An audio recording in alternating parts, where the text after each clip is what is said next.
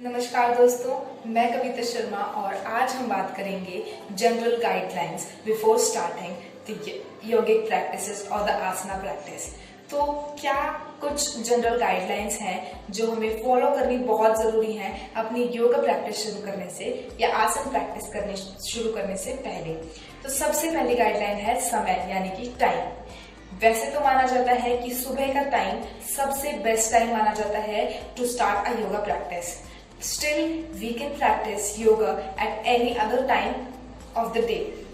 पर हम बहुत ज्यादा रिगरस प्रैक्टिस नहीं कर सकते किसी भी टाइम, लेकिन हम इजी प्रैक्टिसेस जैसे कि कुछ लूजनिंग प्रैक्टिसेस हो गई, ध्यान हो गया, शवासन हो गया, ऐसी प्रैक्टिसेस हम अपने दिन में किसी भी समय कर सकते हैं। लेकिन अगर हमें कुछ रिगरस एक्सरसाइज करनी है जो जिसमें बहुत ज्यादा एनर्जी लगने वाली है, तो उन एक्सरसाइज को करने से, उन योग आसन को करने के लिए हमें 5-6 घंटे खाना खाए हुए हो जाने चाहिए।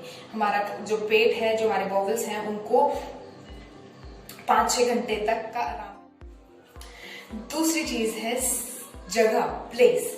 तो प्लेस ऐसा होना चाहिए जो साफ सुथरा हो, वहां पे हवा का आवन जावन अच्छे से हो और वहां शांति हो। ज्यादातर हमें सुबह के समय करना चाहिए ताकि वहां शांति होती है और ज्यादा क्राउड नहीं होता है, ज्यादा लोगों का आना जाना नहीं होता है, शोर नहीं होता है।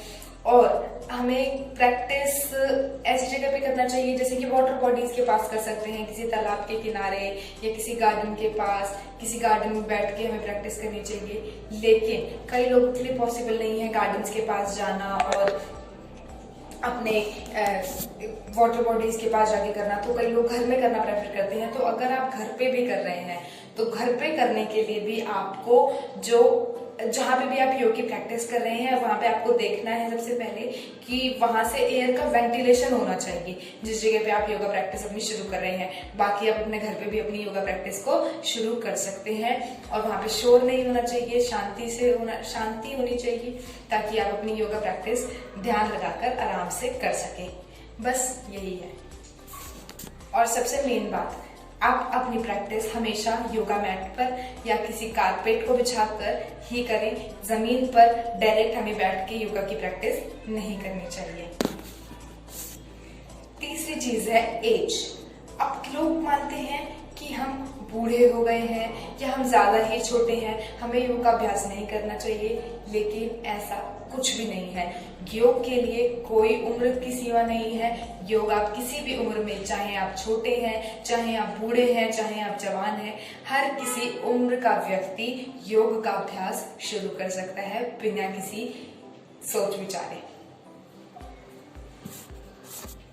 छोटे बच्चों को 10 साल की उम्र के बाद योगा का अभ्यास शुरू करना चाहिए। और सबसे महत्वपूर्ण बात, जो प्रेग्नेंट विमेन्स हैं उनको योगा का अभ्यास करना चाहिए, लेकिन जो डिफिकल्ट आसनास हैं, जो थोड़े कठिन आसन हैं, उनकी प्रैक्टिस उन्हें अवॉइड करनी चाहिए ड्यूरिंग द प्रेगनेंसी टाइम। और इवन आफ्टर द प्रेगनेंसी उन्हें कुछ टाइम का रेस्ट करना चाहिए और कुछ जो आसन है उन्हें अवॉइड करने चाहिए कुछ समय तक। अब बात करते हैं हम फ्रीक्वेंसी की कि कितने समय तक एक आसन को करना चाहिए। तो ऑल्दो हमें बोला जाता है कि आसन को ज्यादा पेन लेके नहीं करना चाहिए, लेकिन अगर आप बिगिनर्स हैं तो शुरू में आपको दर्द होगा, कुछ दिन तक वो दर्द रहेगा मसल्स में और कुछ दिन के बाद निरंतर अभ्यास के बाद आपका जो दर्द है, जो जॉइंट्स में पेन है, वो दूर हो जाएगा।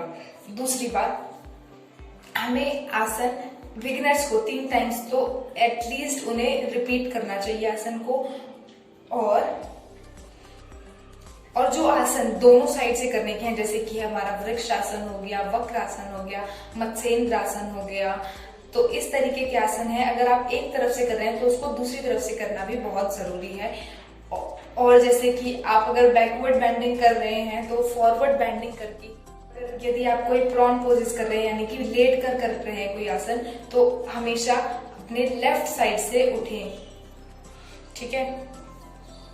और हर आसन का काउंटर पोज जरूर करें, यानी कि विपरीत आसन जरूर करें। जैसे कि हमारा एग्जाम्पल मैं दे देती हूँ आपको।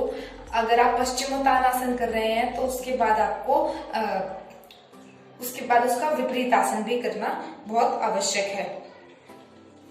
और सबसे अच्छा तरीका है योगासन करने का कि हर आसन क्या है, किसी ना किसी प्लांट या किसी ना किसी एनिमल के ऊपर बेस्ड है। तो उस आसन को करने के समय उस प्रॉपर एग्जैक्ट शेप को ध्यान में रखोगे तो उससे क्या होगा कि आपको आसन करने में आसानी होगी और आप उस शेप को लेने, उस शेप में अडेप्ट होने में आपको ईज होगा, आपको ज्यादा कठिनाई नहीं आएगी। तीसरी चीज है ब्रीदिंग। Breathing is must. अगर आप सांस नहीं ले रहे हैं, आप ब्रीदिंग अच्छे से नहीं कर रहे हैं, तो आप आसन कर रहे हैं तो वो व्यर्थ है।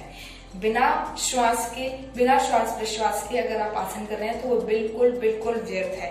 Breathing should always be carried through nose because the nose is said to be filter out dust particles. अच्छा हाँ, नोज से ही आपको ब्रीदिंग करनी चाहिए। ऐसा क्यों कहा जाता है? ऐसा इसलिए कहा जाता है क्योंकि नाक से अगर हम सांस जब लेते हैं तो क्या होता है, जो हमारे डस्ट पार्टिकल्स होते हैं उनको अंदर जाने नहीं देती है, तो जिसकी वजह से हमें अच्छा खासा लाभ मिलता है और डस्ट जो होती है डायरेक्टली हमारे अंदर नहीं जाती है। और जब तक कहा ना जाए कि मुंह से सांस लेना है तब तक आप नाक से ही सांस भरेंगे और नाक से ही छोड़ेंगे। और ब्रीदिंग पैटर्न हमेशा याद रखने हैं, जैसे जैसे भी डायरेक्शन दी गई हो वैसे ही ब्रीदिंग पैटर्न होगा। Sweating, in case you start sweating during the practice of asanas, then rub it with the help of a towel. जब भी अगर आपको आसन करते समय अगर आपको पसीने आ गए हैं तो उसको टॉवल के हेल्प से आप उसको पोंछेंगे। Doing so brings energy and enthusiasm in body. इससे क्या होता है, जब आपको पसीने आते हैं तो आपकी बॉडी में एनर्जी आती है और एंथुजियाज्म बनता है। The yoga practices should always be carried out after finishing bath and clearing bowels. जब भी आप योगा प्रैक्टिस शुरू कर रहे हैं तो उससे पहले आपको अपने बॉवल्स को खाली करना है, अपने पेट को खाली करना है, यानी फ्रेश होके आना है। और दूसरी चीज आपको नहा के अभ्यास शुरू करना है।